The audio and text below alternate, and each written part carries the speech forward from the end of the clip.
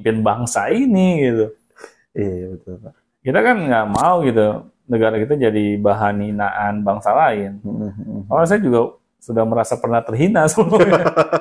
Bagaimana masih terhina seperti apa Pak? Terhina seperti Ya apa? waktu saya kan pernah kerja di luar negeri kan. Oh di luar negeri maksudnya. Pada saat saya lagi makan siang di kantin, muncullah di CNN tuh, di TV, pemimpin kita nih, dia berpidato gitu. Di depan PBB atau apa gitu, forumnya saya lupa. Tetapi dia pakai bahasa Indonesia, padahal di forum internasional. Loh, terus? Nah, ya udah, saya nggak ambil pusing kan, dan saya juga nggak peduli waktu itu. Tapi yang peduli teman-teman saya dari negara lain, gitu. Doni, what? Saya bilang gitu, your president cannot speak English. How come? Kita ya jadi bully kita ya. Terus saya bilang, no. Our president love to speak in bahasa. Nggak usah begitu. Yang ngelasnya gitu lah, gitu kan. Biar saya nggak malu gitu. Soalnya ngomong kenceng banget. Udah tau kantin, lagi makan siang. Kan banyak orang gitu. Ngomongin situ. Dan dia ngomong pakai bahasa Inggris pula. Pasti kan yang lain pada denger gitu. Ya udah, saya bilang aja kayak gitu untuk menutupi rasa malu saya gitu kan. Nah itu kok saya bingung juga nih, presiden kita di forum internasional kenapa dia nggak pakai bahasa Inggris gitu kan. Bukan pengen gaya-gayaan pakai bahasa Inggris, tapi untuk menunjukkan gitu bahwa kita nih bangsa yang berpendidikan, yang mampu gitu menggunakan bahasa internasional. Karena nggak bisa dipungkiri bahasa Inggris ini bahasa internasional. Iya. Jangan memalukan negara kita lah gitu. Iya itu, seharusnya seperti itu gitu. Makanya harapan saya calon pemimpin kita itu harus cerdas gitu. Kalau dia nggak cerdas, bagaimana dia bisa mengelola bangsa yang besar ini gitu. Betul. Dengan segala polemik yang ada gitu. Belum lagi kita harus berhubungan dengan bangsa luar gitu. Yang mereka banyak yang pengen menguasai bangsa ini karena kekayaan alamnya. Nah, pantas saja kan kalau saya berharap pemimpin kita tuh harus cerdas. Bukan hanya sekedar apa ya? Janji-janji. Kayak boneka aja gitu. Hanya menjalani rutinitas saja gitu. Ini kan yang parah gitu.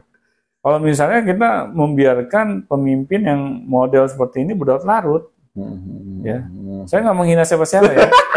Disclaimer nih. Kita tidak menyebutkan nama ya Pak. Aman Pak.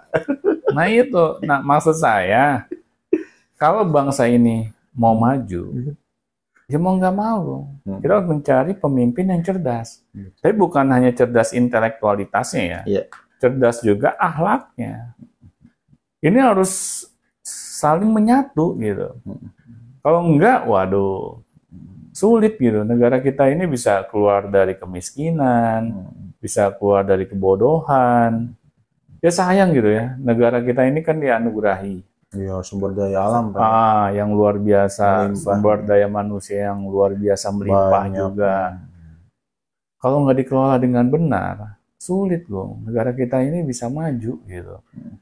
Kan lucu juga gitu, kita punya segala jenis kekayaan alam yang ada di muka bumi ini, hampir semuanya kita punya. Apa sih kita nggak punya? Iya sih, dari mulai bumi, emas, perak, batu bara, belum lagi ikan, belum lagi kayu, ya, kelapa sawit, semua jenis kekayaan alam kita punya. Kok negara kita begini-begini aja? Oh iya. Aneh kan? Dan Singapura nggak punya apa-apa. Maju. Kaya raya. Ngembatin ini. Listrik nyalok dari Kalimantan. Disclaimer lagi. Oh iya, maksudnya Kalimantan di sini adalah sejenis ini ya, miniatur. Nah itu maksud saya aneh, tapi nyata. Iya. Negara yang nggak punya kekayaan alam, kok lebih kaya. Sedangkan kita yang memiliki semuanya jauh tertinggal. Makanya pentingnya memiliki pemimpin yang cerdas di situ. Iya. Agar apa? Agar dia bisa tahu nih, mana nih yang mau ngebodohin saya, mana nih, gitu kan. Itu penting, Bung. Iya benar. Karena kalau kita nggak bisa mendeteksi ya orang-orang yang pengen menjatuhkan kita, sulit gitu. Negeri ini bisa maju melampaui ya ekspektasi kita gitu. Ya makanya saya selalu memilih pemimpin itu bukan hanya sekedar lihat media sosialnya saja gitu. Saya lihat juga apa nih karyanya gitu. Iya. Ya, meskipun ada seorang pemimpin yang dihina sana sini gitu ya. Ya, saya anggap ya ini bukan berarti saya melihat bahwa itu pemimpin yang salah juga, ya, yang nggak perlu saya pertimbangkan. Saya akan cari tahu dulu ini kenapa, misalnya ini pemimpin sering dihina gitu, kok hatersnya banyak banget. Di situ saya akan riset dulu gitu. Jadi nggak gampang ikut-ikutan gitu. Iya betul. Karena menjadi seorang pemilih kita hanya gampang ikut-ikutan, gampang terbawa euforia. Ini adalah pemilih yang bodoh, Bung, menurut saya. Loh kok kita mau milih seorang pemimpin bangsa ini, kita nggak berpikir dengan hati nurani yang jernih gitu. Kita gampang terbawa dengan kabar angin. Berita-berita hoax. Iya, nah itu. Karena berita hoax ini semakin adanya dunia medsos yang luar biasa masif, sulit gitu. Kita bendung. Kita bendung mana yang hoax, mana yang benar gitu Kita kan. apa yang nggak bisa ngebedain apa yang hoax mana. Iya. Dulu saya sempat terbawa, Bung. Oh, Waktu gitu. saya nggak tahu yang namanya buzzer kayak gitu kan. Pokoknya di media sosial rame nih menyerang si A. Saya terbawa, oh ini pemimpin yang nggak benar nih. Ya kan?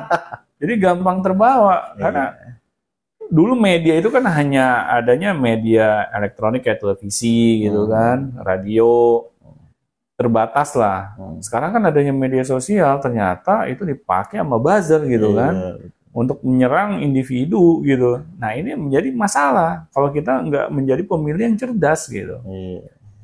Makanya saya pas tahu ternyata saya ikut-ikutan memilih orang yang salah, disitulah saya belajar gitu. Jangan gampang lagi gitu, terbawa euforia. Betul. Jangan gampang lagi kita termakan dengan pencitraan. Ya ini yang kadang even orang yang pintar saja itu bisa tertipu loh. Iya, banyak kan sih orang-orang yang pintar biasanya gitu. Benar.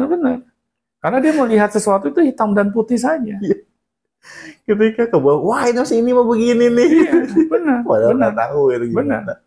Dia nggak menggali lagi lebih dalam gitu. Karena medsos dengan dunia elektronik gitu ya, media elektronik kayak TV, radio itu berbeda. Iya, jauh banget. Karena medsos itu bisa dikendalikan oleh siapapun. Iya, bebas gitu.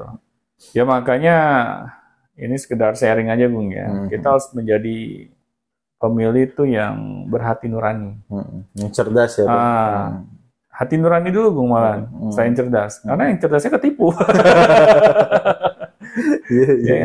Jadi berhati nurani itu kita nggak memilih seseorang karena ikut-ikutan.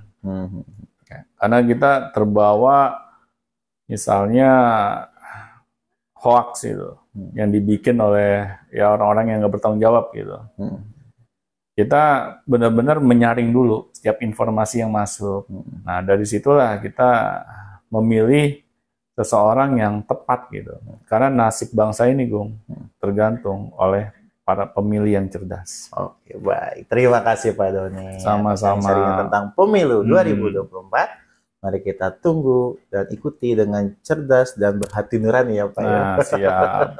Baik, sampai jumpa di Biotekis selanjutnya. Sampai jumpa teman-teman.